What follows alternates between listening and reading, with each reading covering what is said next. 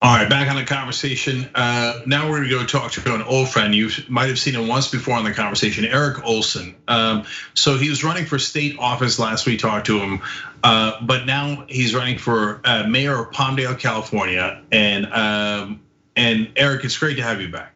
Hey, buddy, thanks for having me. Yeah, of course. And guys, you might remember that Eric is the progressive who outed the Democratic Party a little bit in California for corruption issues. And so I thought he had a lot of courage in doing that. And now he's got courage in running for the mayor of one of the larger cities within Los Angeles County that not a lot of people talk about because it's a little bit more on the outer edges. So Eric, what made you decide to run for mayor? Well, I've been watching the response that the city has had to the COVID crisis, and I've realized we're lacking real leadership. The city hasn't done one thing outside of the county guidelines. And even last night, I was watching the city council meeting, and the mayor sat there the whole time in a room with other members of the government with no mask. And it's just, we need somebody that's gonna make decisions based on facts and science. And what really pushed me over the edge is the city was on a trend towards bankruptcy before the COVID crisis. And this COVID crisis is almost going to ensure it. And their solution is to propose a sales tax increase. And we both know that study after study shows sales tax disproportionately affect the middle class and the working poor. And I decided I'm gonna get in this race and oppose this because it's time to have someone fight back and stand up for all of the citizens of Palmdale, not just the wealthy developers on the west side. Yeah, so of course, most folks don't know what's going on in Palmdale, so I wanna explain who the mayor is in a second. But there's something unique about this situation. Even though you're more progressive, you have the Democratic Party nomination, right? That's correct. I'm pre-endorsed with 100% of the delegate vote. Yeah, so already that's news. Yeah. So that's different, and that's great. That's great news. And I was just endorsed yesterday by Brian Cafario, a friend of ours who ran for Congress up here before you did. That he's a real favorite in Palmdale. Yeah, absolutely. And Caforio was certainly more progressive than most of the people running when he ran. He was just Democrat actually, and so it's great to get his backing on that. And so let's go back to the mayor, and then I want to get back to Democratic politics as well. But so now, who's the mayor of Palmdale, and explain to folks what the situation in Palmdale is. Sure. So Palmdale has been riddled with corruption for a very long time. The previous mayor, Jim Ledford, was indicted by the FBI, and he's still scheduled for trial on the charges. The current mayor was his acting mayor pro tem when he was arrested. And he has two Republican challengers, and all three of these Republicans that are in the race at one point were friends of the previous mayor who was arrested, and now that he's gone, they're just jockeying for position. But it's really the same members of the same good old boys club. Yeah. So by the way, the website's eric4palmdale.com. We'll have the links down below. Make sure you click on those. Even if you're endorsed by the Democratic Party, if you're a progressive, you definitely need help in fundraising and I'm also endorsed by Progressive Democrats of America and Our Revolution. Okay, so again, it's like, I almost can't believe you're endorsed by the Democratic Party. That's wonderful. It still needs to be ratified on the 8th, but let's hope I didn't cause too many problems in that assembly race for them. Right, and look, guys, I want to encourage you to run for office like this, because if you're not running for Congress or a really big national office, it is possible to get the Democratic Party nomination. It is possible to win these elections, and Palmdale should definitely go Democrat. So that's actually what I want to go to next, Eric. As you alluded to there, and a lot of folks know, I ran for Congress in that district, and I'm just stunned that Palmdale doesn't have a Democratic mayor. So what's going on there? I don't know. The Democratic politics in the Antelope Valley is very strange, and the activists keep placating towards Republicans that will throw them a bone as if that's all we deserve, right? But we have an advantage in voter registration. We just need a campaign that's going to inspire Democrats to vote. See, that's the problem with Democrats. Republicans vote no matter what. Democrats need to be inspired.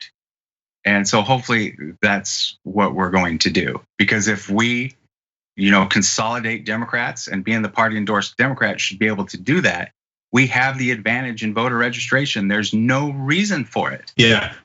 Well, so that's a disadvantage for the Democratic Party, which is not good news. But it's an advantage for progressives because we excite people to vote. Right. So that's why you winning is actually not just about Palmdale, but I think it's important, even if I dare say nationally, because if we can have progressives winning these substantial city and state elections, it sends a message that we could win anywhere, and that we're better at winning than standard corporate Democrats because we do excite voters to show up. So in Palmdale, there's of course, and in all the entire Antelope Valley, there's been a shifting demographic as well. So it used to be more white right-wingers who were in the Antelope Valley, but now there's certainly a lot more Latinos and more Democratic voters. So Eric, what's your plan for exciting them and getting them to vote in an election like this? So I'm running what I call Palmdale for all, because there has been a fraction of society that's been either ignored or just flat out harassed. And we've created distrust amongst the Hispanic community, and we need a candidate that's going to restore that faith. We have extremely high COVID numbers here, and my theory is that the Hispanic population doesn't get tested because they don't trust government. And why would they trust government when you got a mayor that is using code enforcement to harass street vendors? We need to redistribute, have more equitable Palmdale. We have 16 buildings that take Section 8 vouchers. All of them are on the east side in the Hispanic neighborhoods. Why aren't there any on the west side? I found $9 million diverted from a drainage fund on the east side used to develop the mall and auto dealerships on the west side. So money's being stolen from them, and I will be a champion for everybody in Palmdale, not just the wealthy. Let's dive a little bit more into policy too. So those are huge issues. Although I have to confess that I did a lot of campaigning at that mall and enjoyed the mall. Yeah, I wanted to tell people, like, when you got in the race, I was saying, there was obviously concern, but I watched how hard you campaigned, and then I'd be done for the day and run to the mall to do something, and then I would see Cenk there talking to people campaigning. And to prove that he's committed, look, he's talking to me still. We've stayed in contact. You were all about this district, and you still are, and we appreciate that very much. I appreciate you saying that. And Annalise Vincent is also running for city council. She was part of the campaign as well. She was wonderful, and I hope people can support her too. And by the way, I got kicked out of that mall several times for like continuing to campaign when security told me not to. Anyways, Eric, so let's talk a little bit more about policy. So what else could a progressive Democrat do there that could make a difference and excite people to show up to vote? Well, I think there's a lot of things that we can do. I think, standing up for working families and fighting the sales tax is huge right now. Getting the message across that, we're gonna have science and fact-based decision making when we decide on anything, really, especially COVID. Restoring faith to everybody in the community, I think, is the most important thing. And what I want to do is create a commission of equity. And the only requirement is you be a resident of Palmdale and everybody is represented.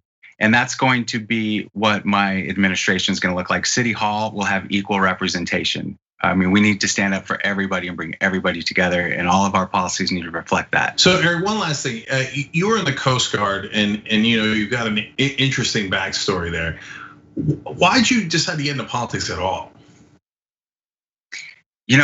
I think I went in the military because of a call to service, right?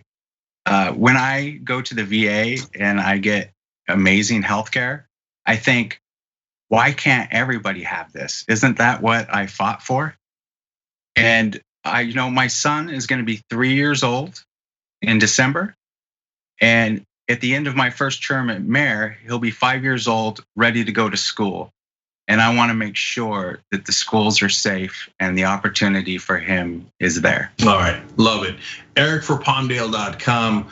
Guys, again, we win elections like this, and it sends a message to everyone that progressives are viable everywhere. And these races are very winnable as long as we can get some fundraising, some volunteers going. And that's the number one problem with progressives, that infrastructure isn't usually there for them.